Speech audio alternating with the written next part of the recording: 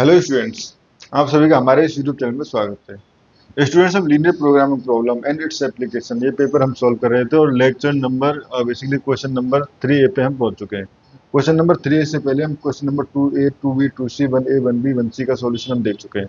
Students, आपको अगर linear programming problem के अलावा दिल्ली यूनिवर्सिटी के जो भी मैथमेटिक्स के पेपर है, कोई और सब्जेक्ट का पेपर भी चाहिए तो आप प्ले लिस्ट में जाकर चेक कर सकते हो। अगर आपको चैनल सॉल्यूशन नहीं मिलता है तो कमेंट बॉक्स में कमेंट कर दीजिए, आपको सॉल्यूशन प्रोवाइड करा दिया जाएगा।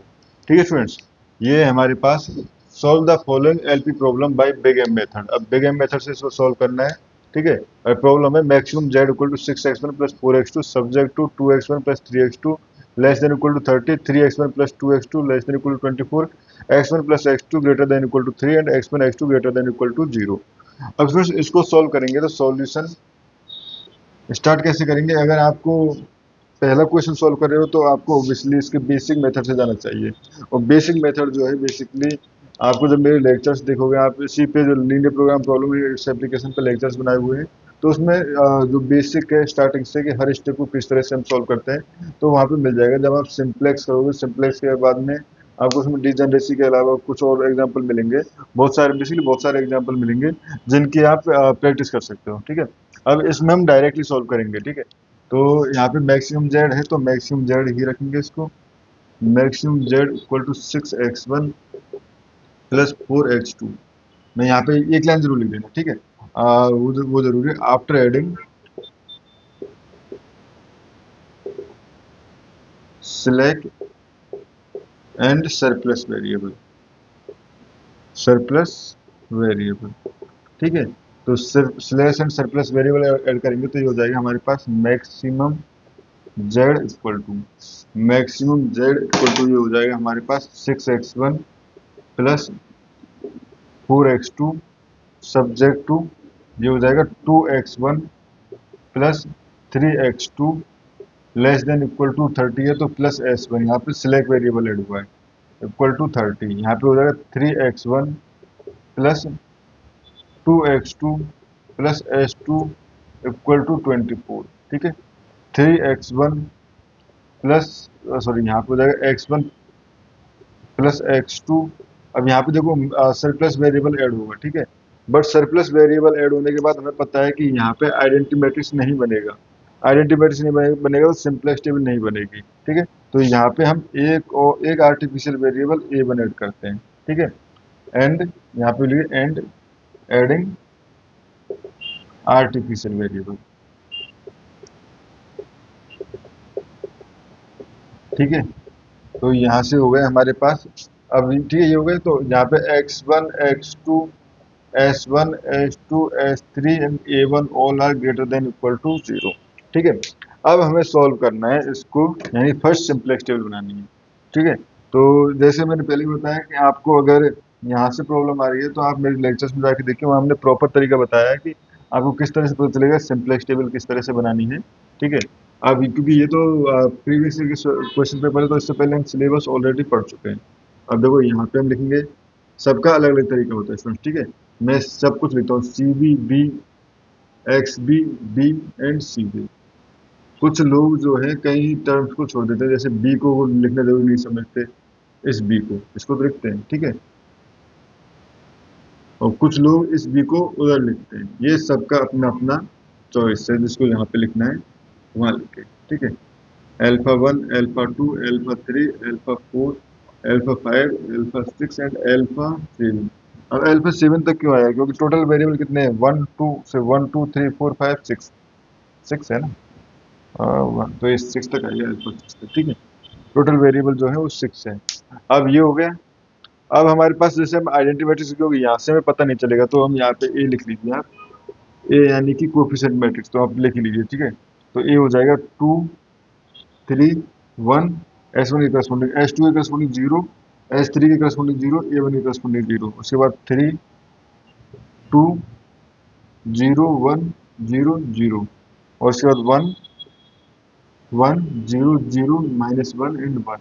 तो यहाँ पे बेसिक क्या बन रहा है, अगर ये अल्फा 1 है, ये alpha 2 alpha 3 alpha 4 alpha 5 alpha 6। तो स्टूडेंट्स बेसिक क्या बन रहा है यहाँ पे हमारे पास, alpha 1 alpha sorry alpha 3 alpha 4 and alpha 6। तो ये हो गया हमारे पास अल्फा 3 अल्फा 4 एंड अल्फा 6। ठीक है, ये हो गया। अब यहाँ पे ये हमारे पास ये हो गया।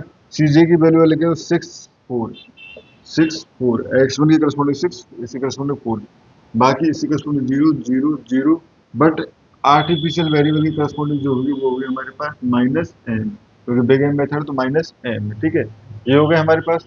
अब सीबी की वैल्यू अगर देखें तो अल्फा 3 के करस्पॉन्डिंग 0, अल्फा 4 के करस्पॉन्डिंग 0, यहाँ पे अल्फा 6 के करस्पॉन्डिंग -m। एक्स भी बेसिकली क्या है, वेरिएबल का नाम। तो वेरिएबल जो है वो यहाँ पे था हमारे पास s1 s2 एंड a1। ठीक है, अब b की वैल्यू देखें तो 24 एंड 3, 30 24 एंड 3। ठीक है, ये हो गया। अब हमारे पास कोएफिशिएंट मैट्रिक्स आ जाएगा, तो ये जाएगा 2 3 1 0 0 0, उसके बाद 3 2 3 2। ठीक है, 3 2 0 1 0 0, उसके बाद 1 1 1 1 0 0 0, फिर -1 एंड 1। ठीक है, ये हो गया। अब हमें देखना है कि कौन सा, क्या ये सॉल्यूशन जो है ऑप्टिमल है या नहीं। तो इसके लिए क्या करेंगे, हम निकालेंगे Z J minus C J equal to C B alpha X alpha minus C J. ठीक है, तो ये देखें, तो बेसिकली इसका मल्टीप्लाई इससे, इसका मल्टीप्लाई इससे, इसका मल्टीप्लाई इससे। ठीक है, तो ये बेसिकली सी बी एल्फा जे होता है। ठीक है, तो ये हो जाएगा 0 into 0 0 into 2 2 0 sorry 0 into 2 0 0 into 3 0 and -m into 1। ये हो जाएगा हमारे पास -m, तो ये हो जाएगा -m, और ये हो जाएगा -6। ठीक है, सिमिलरली इसी करस्पॉन्डिंग 0 0 और इसी करस्पॉन्डिंग -m प्लस फिर -m -4। ठीक है, -m -4। ठीक है, अब इससे करस्पॉन्डिंग देखिए 0 को बेसिक का पार्ट है 0, इससे करस्पॉन्डिंग देखेंगे तो m और इससे करस्पॉन्डिंग 0। ठीक है, अब इसमें देखेंगे जो लोएस्ट मिनिमम है, तो लोएस्ट मिनिमम क्या है, m बेसिकली कोई बड़ा नंबर है, बट अगर ये दोनों सेम लेके चले तो बेसिकली ये जो है वो लोएस्ट मिनिमम हो जाएगा, तो ज़्यादा 6 माइनस हो रहा है इसमें से। ठीक है, तो ये हो गया। अब हमारे पास एंट्रिंग वेक्टर मिल चुका है, क्योंकि सभी जेड जे माइनस सी जे जो है ग्रेटर देन इक्वल टू 0 नहीं थे, इसलिए ऑप्टिमल सॉल्यूशन तो है नहीं। एंट्री वेक्टर मिल गया, एंट्री वेक्टर मिल गया, तो हम देखेंगे इसमें लीविंग वेक्टर। लीविंग वेक्टर क्या होता है, बी अपॉन एक्स। अब क्या हो जाएगा 1 जे, यहाँ पे एक्स 1 जे जो है greater than, strictly greater than 0। ठीक है, तो ये देखें तो 30/2, यहाँ हो जाएगा 15, यहाँ आप देखें तो 24/3 8, और यहाँ हो जाएगा 3। ठीक है, तो लीविंग वेक्टर क्या हो जाएगा, ये जो सबसे मिनिमम है इसमें, जो मिनिमम है वो हमारे पास लीविंग वेक्टर हो जाता है। ठीक है, अब एंट्री वेक्टर मिल गया, लीविंग वेक्टर मिल गया, तो अब नेक्स्ट टेबल बना सकते हैं हम। तो C B B X B B and ऊपर सी बी। ठीक है,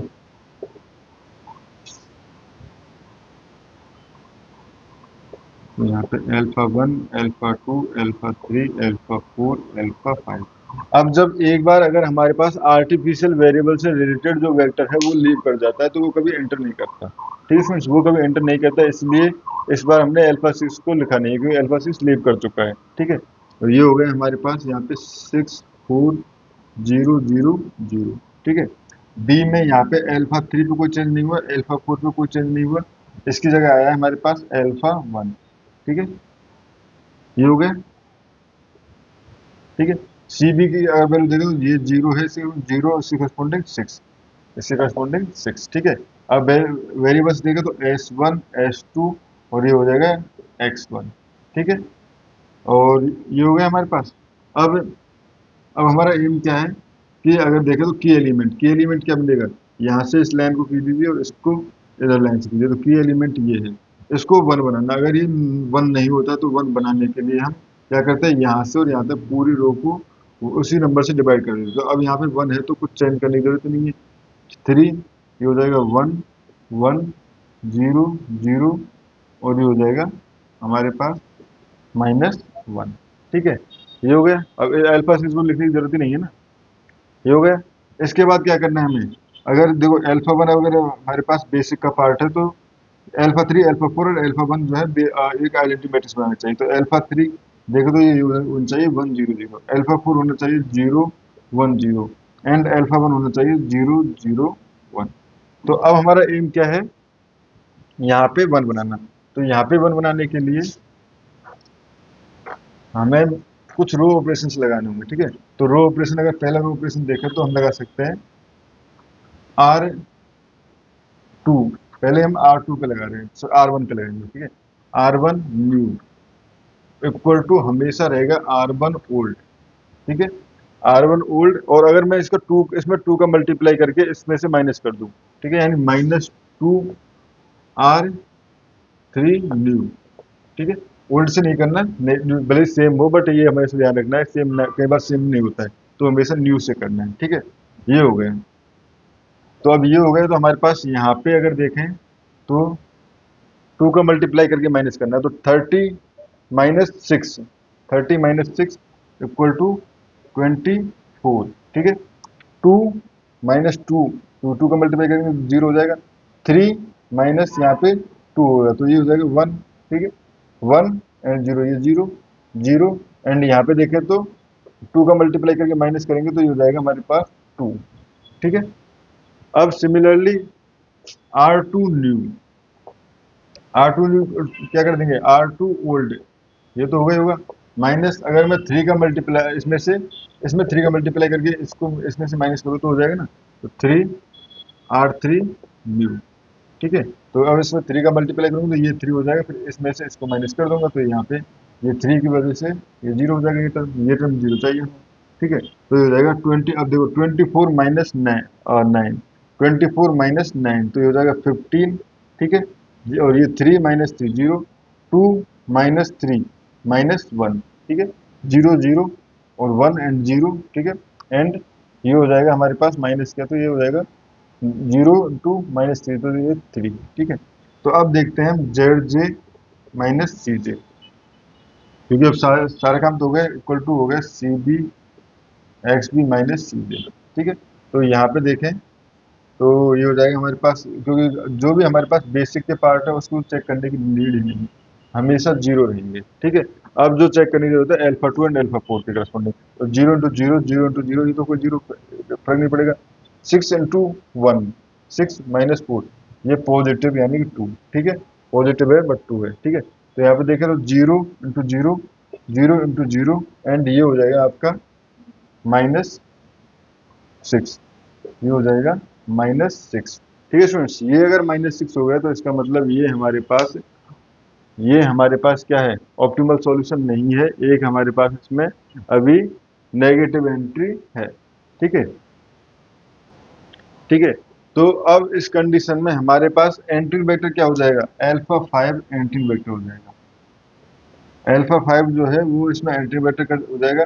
और लीविंग वेक्टर क्या होगा, लीविंग वेक्टर के लिए अगर देखें तो हमें basically B/X i j check करना है, जहाँ पे X i j basically I की जगह क्या हो गया 5, एंड X5j ग्रेटर देन 0, ठीक है।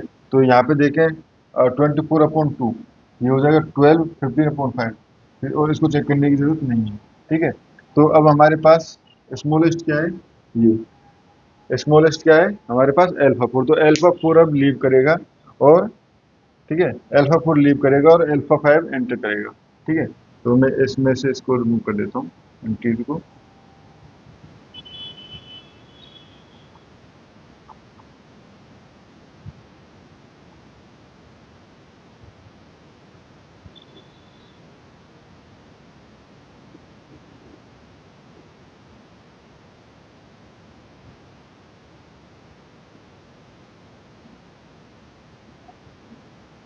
ठीक है स्टूडेंट्स, ये हो गया हमारे पास।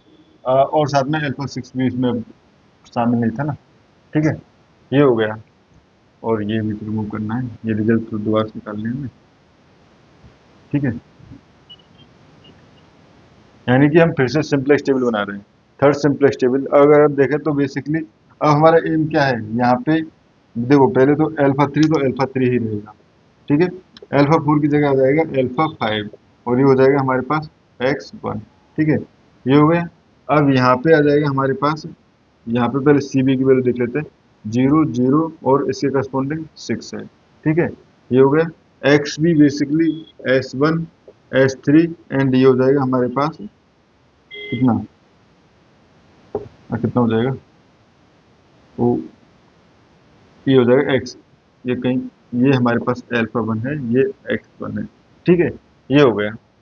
अब हमारा एम क्या है, इसको वन बनाना, इसको वन बनाना है। तो इसको वन बनाने के लिए बेसिकली क्योंकि एलिमेंट है तो पूरी रो को 3 से डिवाइड करना होगा। तो ये हो जाएगा 5, ठीक है, ये हो जाएगा 0, ये हो जाएगा आपका -1/3, ये हो जाएगा 0, ये हो जाएगा 1/3 एंड ये हो जाएगा 1, ठीक है।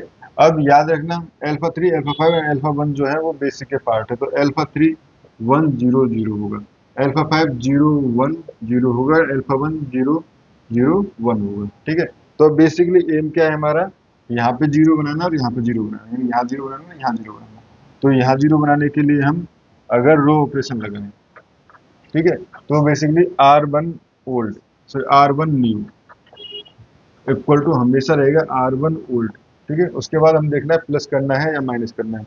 तो अगर मैं इसमें 2 का मल्टीप्लाई करके इसमें से माइनस कर दूं, ठीक है, 2 का मल्टीप्लाई इसमें करूं, उसके बाद ओल्ड में से माइनस कर दूं तो 0 हो जाएगा यहाँ पे, ठीक है, ये 0 हो जाएगा। तो यहाँ से -2 R2 न्यू, ठीक है। तो इस कंडीशन में ये हो गया हमारे पास। अब देखो R2 न्यू ये आया है, ठीक है। अब ये 24, अब देखो इसमें मुझे मल्टीप्लाई करना है 10 - 24, तो ये हो जाएगा हमारे पास 14, 10 - 24, क्योंकि इसमें 2 का मल्टीप्लाई कर लिया, ठीक है। इसमें 2 का मल्टीप्लाई करने पे ये हो जाएगा, ये तो हमारे पास 0 ही रहेगा, ये हो जाएगा 2/3, ठीक है।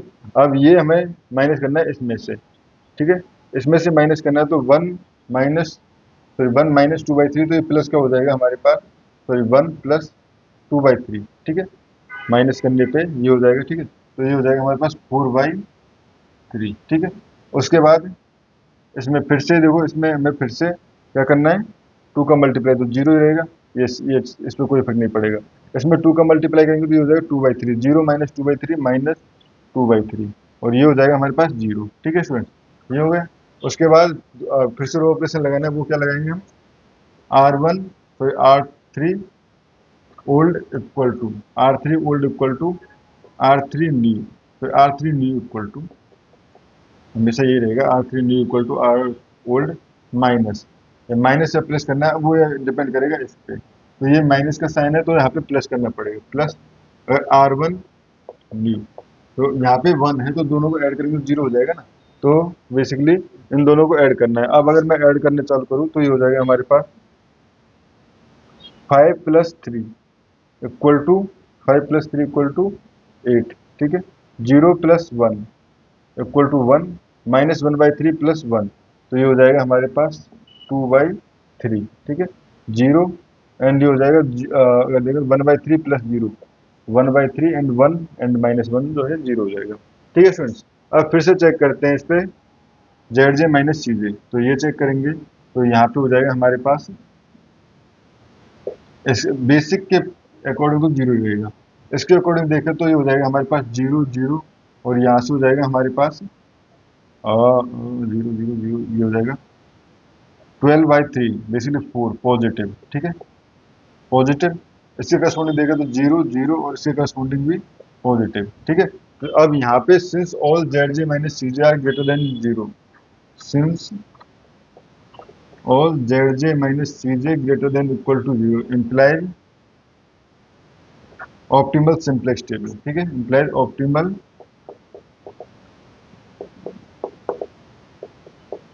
सिंप्लेक्स टेबल, ठीक है, optimal simplex table. And optimal value जो हो जाएगी implies ऑप्टिमम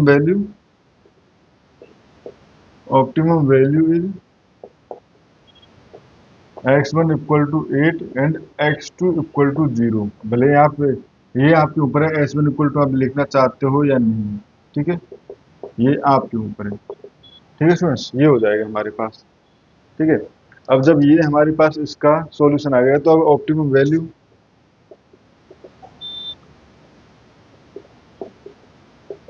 वैल्यू अगर हम बात करें तो ऑप्टिमम वैल्यू हो जाएगी हमारे पास इस पॉइंट पे, यानी मैक्सिमम जेड इक्वल टू क्या था हमारे पास 6x1 + 4x2, ठीक है। तो x1 इक्वल टू 8 है तो ये हो जाएगा हमारे पास 48, ठीक है स्टूडेंट्स। अगर आपको यहाँ पे क्वेश्चन को वेरीफाई कराना है तो स्टार्टिंग की जो इक्वेशन है उनको आप सेटिस्फाई करा के देख सकते हो। यानी स्टार्टिंग इक्वेशन क्या थी, 2x1 प्लस 3x2। ये आपको मैं अभी बता रहा हूँ कि सॉल्व करने के तरीका, ठीक है। उसके बाद जब हमने S1 सिलेक्ट वेरिएबल ऐड किया तो ये आया था हमारे पास 30, ठीक है। अब इसमें अगर वैल्यू पुट करके देखें तो ये हो जाएगा x1 इक्वल टू 8, तो ये हो जाएगा 16, ठीक है। एंड S1 इक्वल टू आया 14, 16 प्लस 14 इक्वल टू 30, ठीक है। करेक्ट आंसर है। और सेकंड इक्वेशन जो थी वो थी हमारे पास 3x1 plus 2x2, 3x1 plus 2x2 plus S2 equal to, ये था हमारे पास 24, ठीक है। अब x2 इक्वल टू 0 है एंड S2 इक्वल टू 0 और x1 इक्वल टू 8, तो 24 इक्वल टू 24, ये भी सेटिस्फाई है, ठीक है। थर्ड कंडीशन थी हमारे पास x1 plus x2 greater than equal to 3। तो इसमें आफ्टर सरप्लस वेरिएबल ऐड करेंगे तो ये हो जाएगा x1 plus x2 minus S3 equal to 3, ये होना चाहिए, ठीक है। तो अब x1 इक्वल टू 8, ठीक है। एंड ये हो गया हमारे पास x1 इक्वल टू 8। इसमें कुछ और भी आया है क्या, S2 इक्वल टू 15।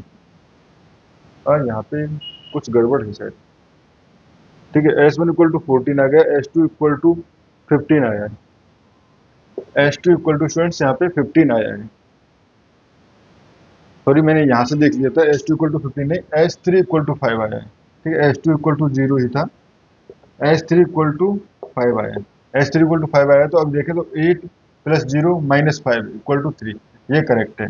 तो इस तरह से हम यहाँ पे सॉल्यूशन जो है उसको वेरीफाई भी कर सकते हैं कि क्वेश्चन आपका जो सॉल्यूशन आया है वो करेक्ट है या नहीं, ठीक है स्टूडेंट्स। तो इस वीडियो में यही हमें करना था, ये हमारे पास ऑप्टिमल सॉल्यूशन है। आप ये भी ऑप्टिमल सॉल्यूशन दे के आओगे, कोई इशू नहीं है, ठीक है। बेसिकली यही हमारे पास ऑप्टिमल सॉल्यूशन है। ये तो सिलेक्ट एंड सरप्लस वेरिएबल जो ऐड किए थे, ठीक है। एंड ये हमारे पास ऑप्टिमम वैल्यू है, ठीक है स्टूडेंट्स। तो ये हमारे पास इस तरह से क्वेश्चन को सॉल्व कर सकते हैं जब भी बेगेम मेथड से क्वेश्चन है, ठीक है। इस वीडियो में इतना ही, नेक्स्ट वीडियो में क्वेश्चन नंबर 3 भी सॉल्व करेंगे। Thank you students.